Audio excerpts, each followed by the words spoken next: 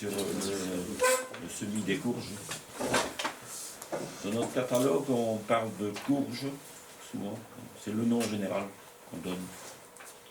Alors, ça englobe un peu courgettes, potiron, potimarron. Il y a des courges coureuses, comestibles ou même de décoration. Tout ça, ce sont des courges, c'est le terme général qu'on a utilisé. Alors, quand on fait des semis de courges en extérieur, Ignace nous l'a dit, bon, il faut quand même attendre que le sol soit réchauffé. Et souvent, par ici, vers la mi-mai, ça va. Bon, la semaine passée, c'était, enfin, cette semaine même, c'était même pas mal pour semer sur place. Mais bon, en extérieur, c'est un peu plus compliqué. Ce qu'on peut faire, c'est, si vraiment on veut en mettre beaucoup, ben, c'est faire des poquets par-ci par-là pour la surface qu'on a réservée pour les courges, faire des poquets de 3 graines par exemple. Et comme ça, au moins, on peut espérer qu'il y aura au moins une graine qui sera valable et qui va donner une belle plante, et alors on élimine plutôt les autres. Donc, parce que bon, il y a le pourrissement, ça se peut que la météo change et que ça devienne plus froid. Il y a ça. Et alors, il y a aussi les limaces qui aiment bien ça aussi. Donc, comme l'année passée, je me souviens, mon frère dit combien de fois j'ai pas semé des courgettes, c'était des courgettes. Et même en pot, il les repiquait, ben, tout était bouffé au fur et à mesure. Il dit c'est incroyable. Alors c'est ça, il faut un peu voir en fonction de météo. Voilà. Donc je crois que souvent, quand on fait en godet, on a beaucoup plus de chances de réussite. Mettre du marc de café autour. Les limaces n'aiment pas trop. Oui, c'est pas trop pathogène. Un maïs très fin, galvanisé. Ça dépend quelle marque de café. non. Alors, ben voilà, je crois qu'en intérieur, on a quand même beaucoup plus de chance. On peut commencer même plus tôt. Donc ça permet de mettre dehors déjà une belle plante et qui va continuer à pousser quand la météo sera vraiment bonne. Et alors, ben, on a quand même moins de pertes par les ravageurs, parce que bon, les limaces, on sait un peu mieux les contenir. Souvent dans des concerts ou à l'intérieur, ben, voilà, en serre, on peut avoir des limaces aussi, bien sûr. Hein. Mais disons qu'on sait mieux surveiller et protéger, et voilà, et mettre... on peut travailler avec des granulés aussi, hein, donc faire un mol. Donc voilà, c'est pas trop toxique pour le reste, sauf pour les limaces, mais voilà. Alors l'avantage aussi, c'est que, bon, pour les gens qui veulent mettre pas mal de courges, donc on n'a pas besoin de préparer toute une parcelle, je ne vais pas dire labourer, mais de préparer, de mettre à nu, d'ameublir. Non, parce que la courge, du moment qu'elle a un peu son poquet là, à un endroit, on l'a installé, ben on peut même laisser des herbes, des allées enherbées, ça ne dérange pas du tout, que du contraire, on peut facilement y circuler. Donc on n'a pas besoin de tout ameublir le sol, donc du moment que la plante elle s'installe à un endroit, et puis les potirons par exemple, ceux-là ils vont couvrir tout le reste, donc ça fera un champ de tout, et vous n'aurez pas eu besoin de tout travailler ce sol inutilement. Alors ça permet aussi, lorsqu'on a un peu de place dans la serre, bon, on fait une première série, et après, en fonction de ce qui réussit, qu'on repique, et si c'est pas mangé, on peut en refaire une série. Donc, je trouve que c'est pas mal de faire ça à l'intérieur. Et il y a une autre bonne raison, c'est surtout la température, mais ça, on avait déjà parlé aussi. Alors, quand on fait le semis en godet, il faut quand même savoir que la courge n'aime pas d'être repiquée à racines nues. C'est-à-dire que lorsqu'on dépote, il faut complètement remettre, il ne faut pas enlever toute la terre des racines parce que là, vous avez peu de chances qu'elles reprennent.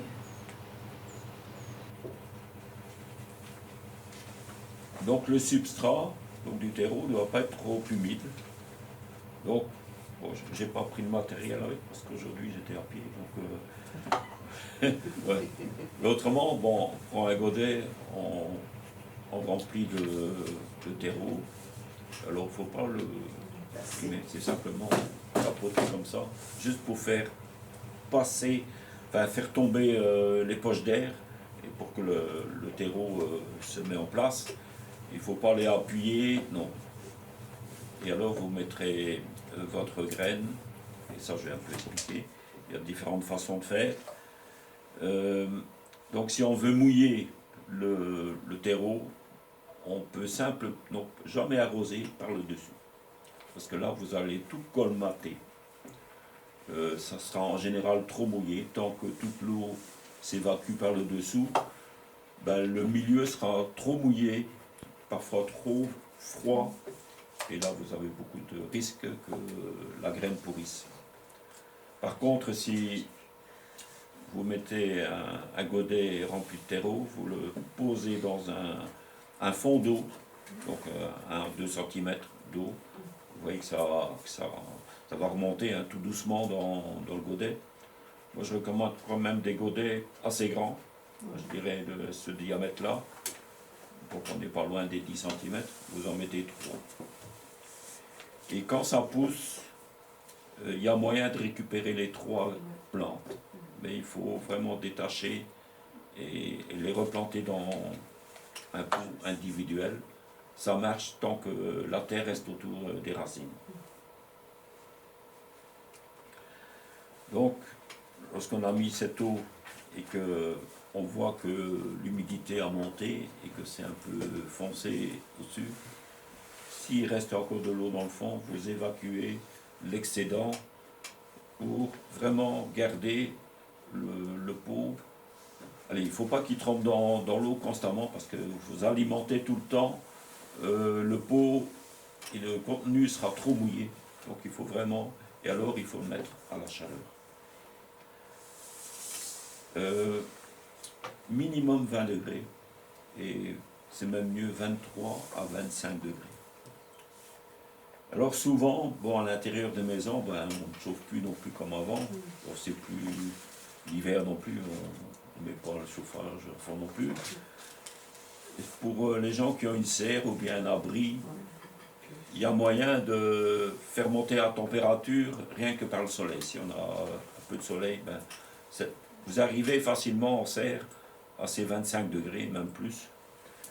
Et là, vous avez beaucoup plus de chances de réussir une bonne germination pour ces plantes. Ouais, donc j'avais noté ici la largeur des pots entre 10 et 12 cm de diamètre. Donc 2 à 3 graines par pot. Comme, bon, si parmi les 3, ils sont tous les 3 beaux, ben, vous pouvez risquer de les séparer en gardant bien la terre autour de chaque plante, ou bien, s'il y en a des plus faibles, vous l'éliminez et vous gardez que les plus beaux. Michel, à quel moment il faut les séparer? Ben, il faut vraiment que faut les 2 cotylédons et au moins 2 vraies feuilles. Là, ça peut déjà être une belle plante. Hein, ouais. Parce que à ce moment-là, il y aura déjà aussi des racines en suffisance pour que les racines emprisonnent la terre. Parce qu'au départ, vous avez très peu de racines et vous allez avoir beaucoup de terre, mais tout va s'effondrer si vous commencez à tripoter dans le mélange. Tout risque de s'effondrer. Et les quelques racines, les premières racines, ben, elles sont plutôt faibles. Une fois que la plante a au moins 2 à 3 vraies feuilles, ça sera allez, le bon moment pour le faire. Et moi, je préfère employer 3 pots que de mettre 3 graines par pot. Oui, moi je Ben, fais une graine par pot. S'il n'en faut Ouais. pas énormément, Voilà. Il faut participer. Bon, s'il en faut beaucoup, bon c'est pas un secret. Vous savez que je cultive aussi un jardin d'Albec. Parmi nos jardiniers bénévoles là-bas, il y a quelques personnes qui aiment bien les courges. Donc, ils demandent que j'en mette pas mal. Donc, si je devrais, allez, si je veux en mettre 40 pieds, ben, il me faut 40 pots. Bon, ça me prend beaucoup de place. Donc, et j'arrive à le faire. Donc, mais bon, c'est un peu le risque après de rater un petit peu lors de la transplantation. Mais allez, pour l'instant. Et ensuite, une fois que c'est repiqué, ben, qui fait meilleur, vous pouvez les laisser dehors. Donc, ça prend un peu moins de place en serre. Alors, autre détail important, ne pas trop enfoncer la graine dans le mélange. Moi, au départ, je les enfonçais, allez, que je ne les voyais plus, je recouvrais avec un peu de terreau. Ben, maintenant, je fais de plus en plus que je vois encore la graine. Donc, je la mets à champ, jamais à plat. Moi aussi. Et quand vous mettez à champ, bon, j'ai pas de graines de courge ici, mais il y a une partie arrondie et une partie un peu plus anguleuse, un peu plus pointue. Donc c'est à cet endroit-là que la graine a été attachée dans les filaments de la courge où on a récolté les graines. Donc c'est cette partie-là, un peu plus anguleuse, un peu plus pointue, et c'est par là que le germe va sortir. Donc si vous mettez cette partie anguleuse dans le sol, ben la graine va s'entrouvrir comme ça, et il y a une tige qui va s'enfoncer dans le sol.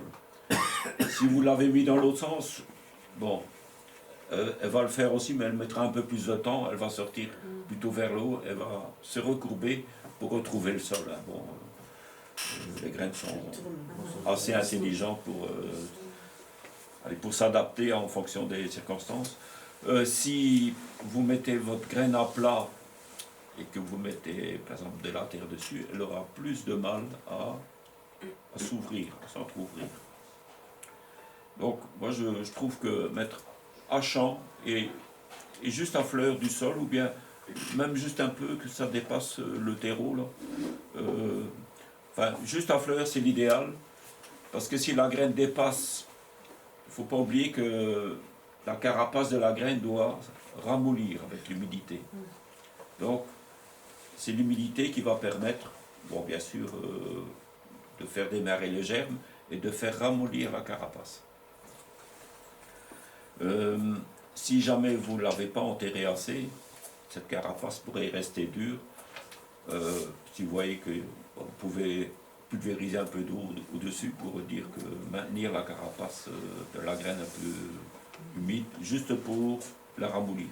Sinon, mettre dans une mini-serre, comme on a. Ouais, à l'étouffer, un là, petit un petit peu, ouais, ça c'est aussi possible.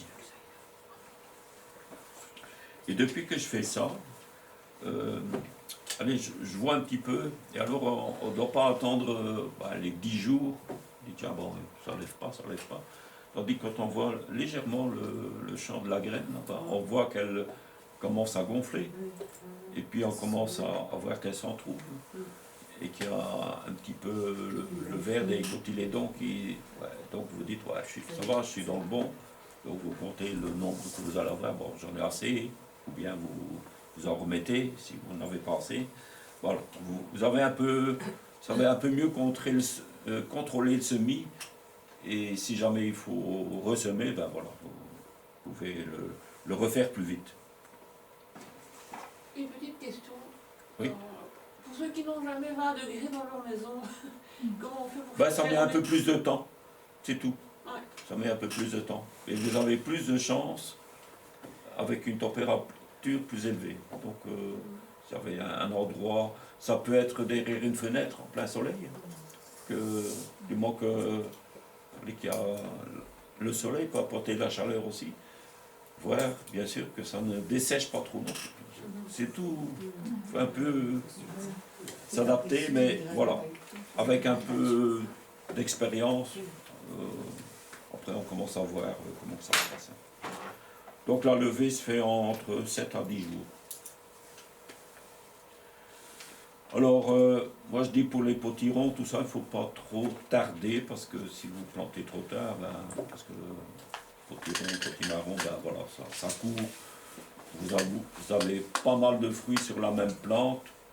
Il faut quand même le temps que la plante se développe, fleurisse, fasse ses fruits, mûrisse. Donc, pour les courges, enfin les potirons, potimarrons, coureurs, vous avez intérêt à ne pas trop tarder, en tout cas pas plus tard que le 15 juin, ça c'est sûr. Pour les courgettes, c'est tout à fait autrement. Donc on pourrait commencer plus tôt et refaire des semis entre deux, parce que j'ai pu constater que les courgettes, en général, bon, ça pousse bien pendant un moment, et puis elle fait une pause. Et puis souvent elle est atteinte un peu par l'oïdium. Je ne crois pas que c'est ça qui crée le ralentissement. Je crois que c'est un peu un processus naturel. Et puis elle refait une deuxième floraison. Là, si vous en avez ressemé d'autres, ben voilà, vous allez continuer à avoir des courgettes tout le temps. Donc, et alors, ben, pour les gens qui n'aiment pas trop l'oïdium sur les feuilles, c'est vrai que c'est pas toujours très joli, c'est un peu gris comme ça.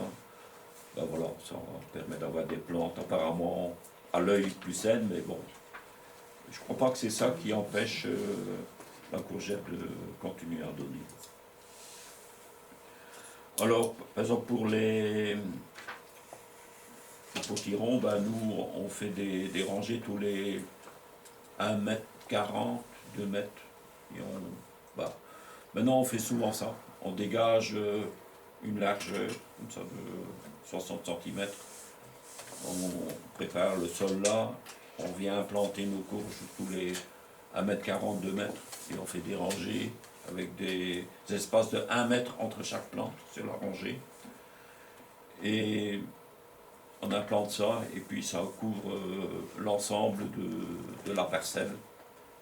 Au début, on peut encore tondre un peu les bandes herbées, mais une fois que les courges commencent à s'étaler, ben voilà, vous laissez tout tranquille, et ça va prendre en général le dessus. Ce que vous pouvez faire, vous pouvez encore implanter du maïs. Il y en a même qui mettent des haricots, des demi-rames, comme on dit, genre tarbet, là. Tout ça, ça peut se faire. Du maïs doux, du maïs des Indiens aussi, on peut mettre. Alors, voilà. Ben, les courgettes, ouais, comme Ignace disait, ben, ça s'implante très bien entre les tipis d'haricots à rames. Nous, on met des tipis d'haricots à rames comme ça tous les 2 mètres. On met 4 tipis, voilà, qui poussent comme ça. Et entre deux, on met une courgette. Donc ça couvre le bas. Le soleil peut facilement passer et la place n'est pas perdue. Parce que si vous serrez trop vos rames, pour les tipis, ben, il faut quand même avoir la place pour cueillir autour, de passer. Ben, la courgette, elle occupe le bas. Allez, ça, je trouve que ça va très bien et ça laisse passer la lumière entre les tipis pour les cultures qui sont derrière les rames. Quand vous faites vraiment une rangée complète de rames, de haricots, ben voilà, vous créez de l'ombre, ça prend le vent, tandis comme ça vous associez des différentes cultures et ça marche vraiment. Je trouve que c'est vraiment impeccable. Et les, Bon. et les courgettes courgettes d'Italie ne tracent pas de trous par rapport à celles de diamant et tout ça. Tracé comme tu veux. Ouais. Ça reste sur place quand même. Non, tracé. Et voyage, coureuse, c'est mieux. Pendant les courgettes. Les courgettes courgettes, elles ne tracent pas. Ah, Tandis que ceux de les diamants, elles partent, les pâtissons. pâtisson, oui. Mais pas les. Non, les Les courgettes. courgettes diamants, elles tracent. Elles courent. Moi j'ai mis un pâtisson, Je ça comprends. fait un buisson. Ça fait un buisson, mais ça court. Non, moi c'était un buisson. Ça dépend de la Et vague. souvent les courgettes c'est quand même, c'est un pied, et alors il y a des courgettes qui viennent aller là. Tandis que genre courge, enfin potiron, potimarron, ça fait une liane. Et alors vous avez des fleurs mâles puis des fleurs femelles qui viennent de plus en plus loin du pied. Et de temps en temps, il y a la liane qui refait des racines, qui reprend des forces, reprend de l'humidité, qui fait comme des agrafes comme ça un petit peu. Mais les courgettes, il y a quelques courgettes coureuses, mais autrement les autres c'est que sur, Elles montent sur un un petit pied. peu, donc elles viennent plus longues, alors elles retombent. Mais Ouais, mais de dire que ça court, il y a certainement des coureuses, hein, mais, oui, oui, elles courent. mais en général c'est plus sur un pied. Ouais. Alors pour les hybridations, bon, on en avait même parlé le mois passé. Donc, donc le nom c'est Cucurbita. Il y a 4 grandes familles, il y en a même plus. Il y a les pépos, ces courgettes, pâtissons, les calebasses, c'est dans la famille pépos. Vous avez les courgettes coureuses, rampantes ou grimpantes, c'est Cucurbita cerifera. Tout ce qui est potimarron, potiron hubarde, tout ça, c'est Cucurbita maxima. Après, on a l'autre famille, la Cucurbita moschata. Je me demande si c'est pas les butternuts, ça, non? Mais tout ça, c'est bien détaillé dans le catalogue. Je vois que Anne-Marie regarde. Et parfois, c'est mis en en-tête et parfois, c'est mis entre parenthèses. Donc, de quelle famille ça provient. Donc, entre les différentes familles, apparemment, il n'y aurait pas de croisement possible, mais dans la même famille, différentes variétés peuvent se croiser. Donc, parmi les maxima, les plantes, la floraison et les pollens, tout ça, ça se mélange. Bon, ça ne veut pas dire que la même année, vous n'allez pas avoir... Si vous mettez différentes sortes de potirons, vous allez tout avoir les potirons d'origine. Mais si vous prélevez les graines de ces courges-là et vous refaites des graines l'année suivante, là vous risquez d'avoir un mélange. C'est pas pour autant que c'est mauvais, que ça n'a pas bon goût, mais ça ne correspond plus à ce que vous aviez voulu au départ. Si vous commencez à mélanger avec des calebasses, calebasses c'est pour faire des objets voilà, de décoration, on creuse la chair, ben, la chair elle est pas très bonne, elle est insipide. Donc si vous mélangez avec vos autres courges qui sont je vais dire, plus comestibles, ben, la chair va devenir plus fade. Donc ça sera moins le goût d'origine. Et ça va être de moins en moins bon. Donc voilà, c'est un peu ça. Et moins bon pour la santé aussi. Ben oui. Ouais, et puis voilà, on fait plus bonne chair avec, si on veut butternut, on aime bien que ça soit le goût de butternut.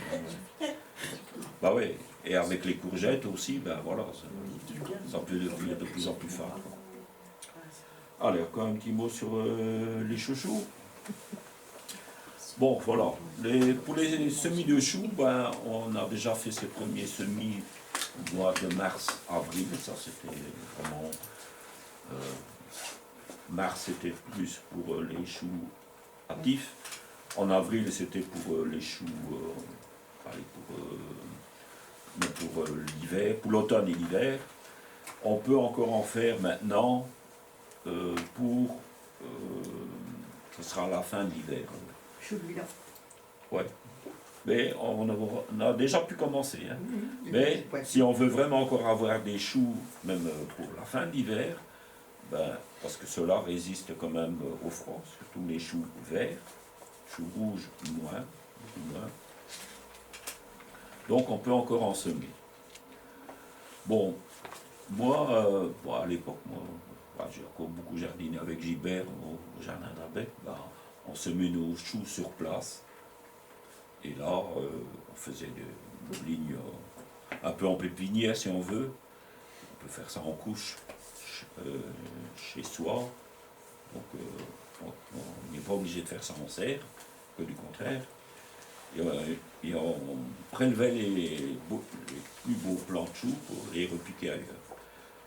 Ça a fonctionné très bien pendant tout un moment, jusqu'à l'apparition de la hernie du chou.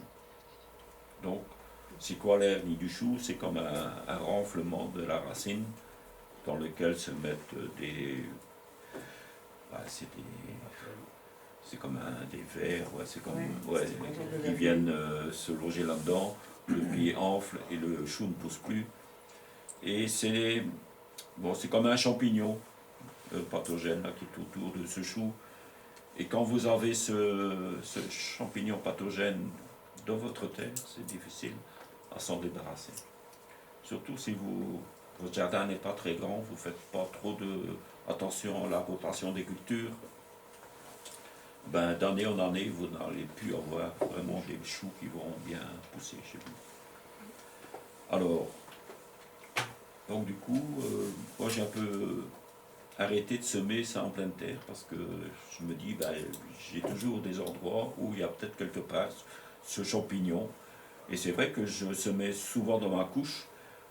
Et là, parmi toute la rangée, j'en avais au moins une dizaine que je voulais les repiquer. Je voyais que la racine enflait déjà. Je dis, ça c'est foutu.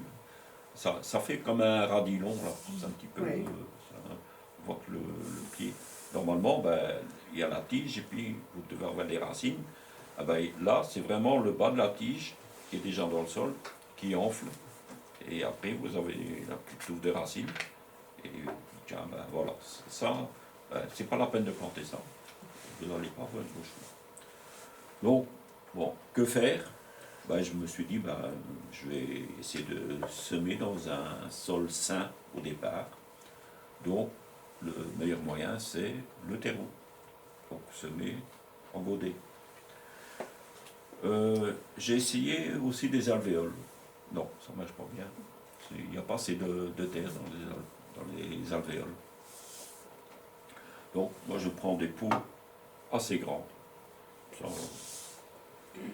Et je sème assez clair mes variétés de choux avec mon terreau. Et là, quand ça lève, quand c'est un peu trop dru, vous éclaircissez, vous laissez comme ça repousser, vous attendez 2 cotylédons, c'est un peu comme en forme de trèfle, et puis vous avez 2 à 3 vraies feuilles, et ensuite, moi je les repique en godet, individuellement, assez grand, donc au moins, allez, 7 cm. Et là, je les mets en attente. Parfois, j'ajoute aussi de mon compost, qui est fait en bac, qui est vraiment au bout, et c'est comme un terreau.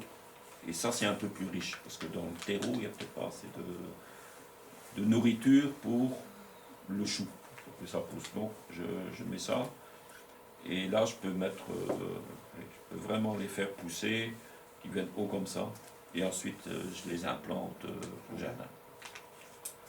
Pour combattre la hernie du chou, le chou c'est quand même un légume qui aime bien le calcaire. Donc mettre de la chaux, des algues marines, c'est mieux. Un peu de cendre de bois, c'est pas mal aussi. Pas exagéré que la cendre de bois. Et là, vous augmentez le pH, parce que le chou aime bien 7 à 7,2 de mesure de pH. Tandis que pour tous nos autres légumes, c'est mieux entre 6,5 et même pas 7 pour les légumes en général. Ce qu'on peut faire aussi, c'est saupoudrer d'algues marines sur les feuilles.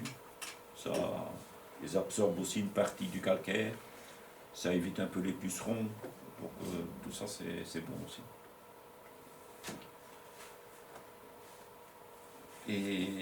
Et moi, je les plante. Ouais. Autre truc que j'ai appris et que je trouve que ça marche, j'ai déjà essayé depuis plusieurs années, c'est d'implanter le céleri entre les choux. donc, moi j'aime bien les doubles lignes de choux, et en décalé, en quinconce, comme ça. Vous avez souvent entendu que je parlais de double ligne en quinconce. Je fais ça pour les oignons, je fais ça pour les échalotes. Avec les betteraves aussi. Et avec les choux, je fais ça aussi. Alors, donc, j'ai des bâtons de 70 cm. Et je mets un chou tous les 70 cm. Un chou comme ça. Et puis, pas trop loin, 30-40 cm, plus loin, une deuxième ligne, mais en quinconce. Donc, je mets deux choux là, et j'en mets un autre là.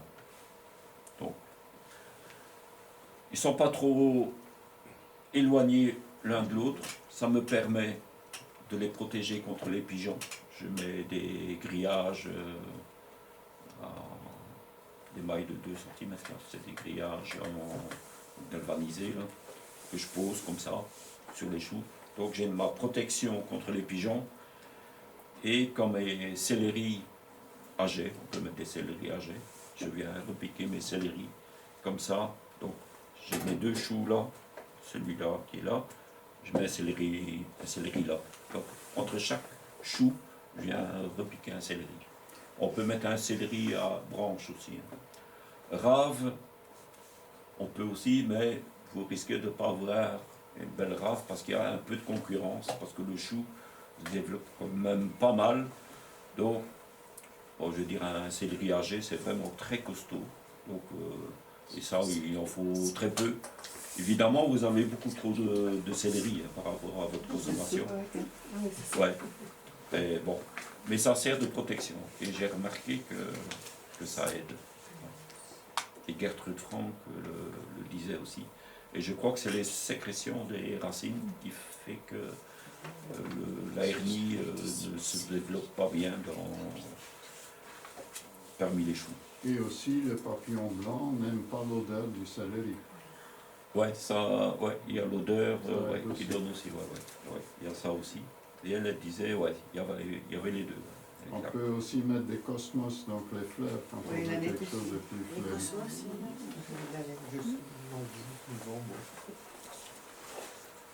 Voilà, ouais. Bon.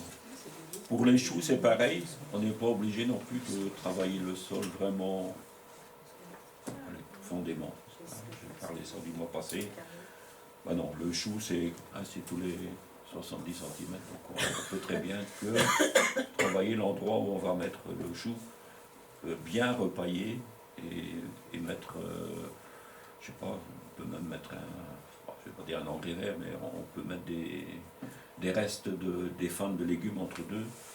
Voilà, ça permet, c'est suffisant. Il ne faut pas non plus labourer, bêcher le sol. On s'épargne du travail et c'est pas... Allez, parce que c'est quand même une plante tous les 70 cm. Bon, après on vient mettre le céleri qui lui n'a pas besoin non plus un sol spécialement préparé. Donc ça nous épargne du travail. On met du paillage. Voilà, c'est une zone où on peut faire du compost aussi, entre les choux. Et voilà, donc une fois que les choux sont développés, on peut enlever les grillages. C'est des grillages qui font 1 mètre, comme ça, si je les mets à plat, ça fait 1 mètre sur 1 mètre. C'est 1 mètre 2. Et donc je les mets en demi-lune, et ça me permet de couvrir 2 rangées de choux facilement. Et une fois que le chou est plus grand, ben les pigeons ramiers ne viennent plus vraiment. Donc ça les intéresse moins.